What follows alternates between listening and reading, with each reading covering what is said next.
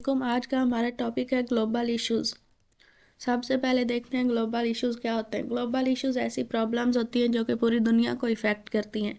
इन problems का impact हमारे पास different countries, people और प्लैनेट्स पे होता है, और इन प्रॉब्लम्स को सोल्व करने के लिए भी हमें डिफरेंट कंट्रीज़ की कोऑपरेशन की नीड होती है।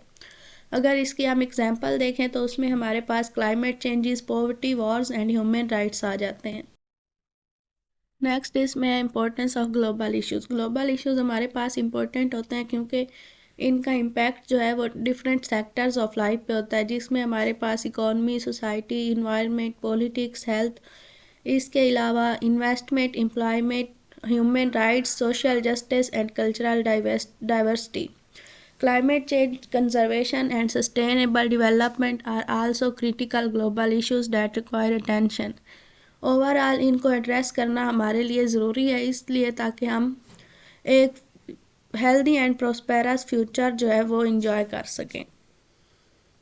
नेक्स्ट इसमें आ जाते हैं मल्टीनेशनल कॉरपोरेशंस। ये ऐसी कॉरपोरेशंस होती हैं जो कि वर्ल्ड वाइड काम करती हैं और हमारे पास इकोनॉमी, कल्चर और इन्वायरमेंट को बेहतर बनाने में हेल्प करती हैं। ये डिफरेंट कंट्रीज़ की हेल्प करती हैं जॉब्स प्रोवाइड करके, गुड्स एंड सर्विसेज प्रोवाइड करके। एक तरफ जहाँ इनका फ़ायदा है वहीं इनका नुकसान ये है कि ये इन्वायरमेंटल पोल्यूशन, वर्कर एक्सप्लॉयटेशन और इकोनॉमिक इनइक्वालिटी का सबब बनती हैं। Many MNCs are now working to address these issues by following ethical business practices and contributing to social causes. मतलब ये बिजनेस एथिकल जो है प्रैक्टिसेस उनको फॉलो करके हमारे पास सोशल इश्यूज जो है, कॉजेज जो है, सोशल कॉजेज जो है हमारे पास ग्लोबल इश्यूज के, उनको सॉल्व करने की कोशिश कर रही हैं। नेक्स्ट इसमें आ जाते हैं environmental ethics. Environmental ethics focus on the responsibility to protect the environment for future generations.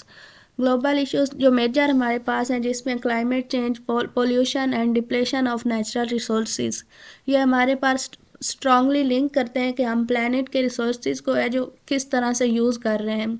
तो इन्वायरमेंटल एथिक्स में हमारे पास यही आता है कि हम ऐसे रूल्स और रेगुलेशंस बनाएं जिसमें हम प्लैनेट के रिसोर्सेज को यूज़ तो करें, लेकिन उनका कोई हार्मफुल इफ़ेक्ट जो है वो हमारे पास सोसाइटी पे ना हो।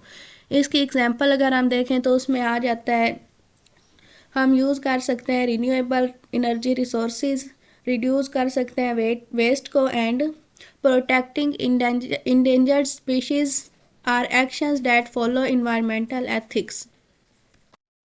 बिजनेस एथिक्स में हमारे पास रूल्स और गाइडलाइंस आ जाती हैं जो कंपनीज को फॉलो करनी चाहिए। So they act in fair and honest वे।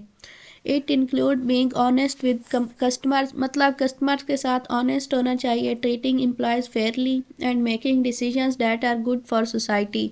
मतलब उनको ऐसे प्रोजेक्ट्स नहीं बनाने चाहिए जो कि इन्वायरमेंट को जो है हार्म इफ़ेक्ट पहुँचाएँ। Business ethics helps companies avoid bad actions like lying or cheating. Computer ethics या फिर इंटरनेट एथिक्स। इंटरनेट हमारे पास जैसे आजकल हर कोई यूज़ कर रहा है, तो इसमें हमारे पास ग्लोबल इश्यूज जैसे कि privacy concern, cyber security and the digital divide are connected to the computer ethics. For example as more people, मतलब जिस तरह ज़्यादा से ज़्यादा लोग इंटरनेट यूज़ कर रहे हैं, तो इसमें हमारे पास हमारी पर्सनल इंफॉर्मेशन जो है उसको हैकर से प्रोटेक्ट करना जो है वो मोस्ट इम्पोर्टेंट मान गया है। कंप्यूटर एथिक्स हमें इसी तरह गाइड करते हैं कि हम एक रिस्पॉन्सिबल वे में इंटरनेट को यूज़ करें, जिससे हम issues like online fraud, data privacy and the unequal access to technology in different parts of the world, मतलब इन ग्लोबल इश्यूज़ को हम कंप्यूटर एथिक्स को फॉलो करते हुए सोल्व कर सकते हैं। नेक्स्ट इसमें कंप्यूटर एथिक्स में यही आ जाता है कि हम प्रॉपर प्लान के साथ जो है एक गाइडलाइन प्रोवाइड करें कि वो जो इंडिविजुअल्स हैं वो इंटेलेक्चुअल प्रॉपर्टीज़ अपनी किस तरह से सेफ रख सकते हैं, और प्राइवेसी और मिसचीफ अबंडेंट जो है इस जैसे ग्लोबल इश्यूज से कैसे प्रोटेक्ट कर सकते हैं खुद को। नेक्स्ट इसमें कंसल्टिंग इंजीनियर्स में हमारे पास आ जाता है कि गवर्नमेंट और कंपनीज जो है उनको प्रोजेक्ट्स बनाने से पहले जो है इंजीनियर से कंसल्ट करना चाहिए, क्योंकि उनका जो वर्क होता है ना वो ओपनली ग्लोबल इश्यूज जैसे कि climate changes, water shortage and infrastructure development के अकॉर्डिंग होता है। मिसाल के तौर पर अगर हम उनसे कंसल्ट करें तो वो हमें इस तरह से प्रोजेक्ट्स बनाने में हेल्प कर सकते हैं, जैसे renewable energy systems, improve water management और develop technologies that reduce pollution. Next इसमें मोरल लीडरशिप आ जाती है। Moral leadership is about leading with fairness, honesty and responsibility. Leaders जो हमारे पास मोरली बिहेव करते हैं वो एड्रेस कर सकते हैं ग्लोबल इश्यूज जैसे कि poverty, inequality and corruption. Moral leadership जो है हमारे पास इनकरेज कर सकती है लोगों को कि वो ऐसे डिसीजंस बनाएं जो सोसाइटी और इन्वायरमेंट के लिए फ़ायदेमंद हो। इसकी एग्जांपल में आ जाता है, a leader in a country और a corporation can set policies to protect the environment और सपोर्ट सोशल वेलफेयर प्रोग्राम्स। इसके अलावा जो लीडर्स होते हैं वो अपनी एक अच्छी मोरल एग्जांपल सेट करके दूसरे लोगों को इंस्पायर कर सकते हैं, मोटिवेट कर सकते हैं कि वो जो है एक तरह से अपना एक किरदार अदा करें इन ग्लोबल इश्यूज़ को रिजॉल्व करने में।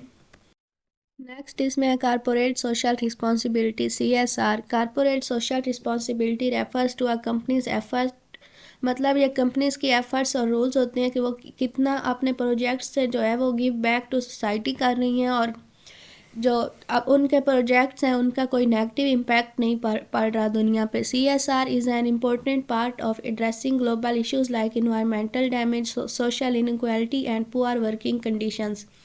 इससे मतलब हम इश्यूज सॉल्व कर सकते हैं, environmental damage, in social inequality, poor working conditions.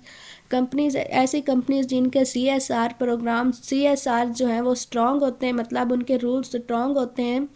Focus on improving the communities where they operate, मतलब वो कम्युनिटीज़ को जो है बेहतर बनाने में हेल्प कर सकते हैं जहाँ वो काम कर रहे हैं।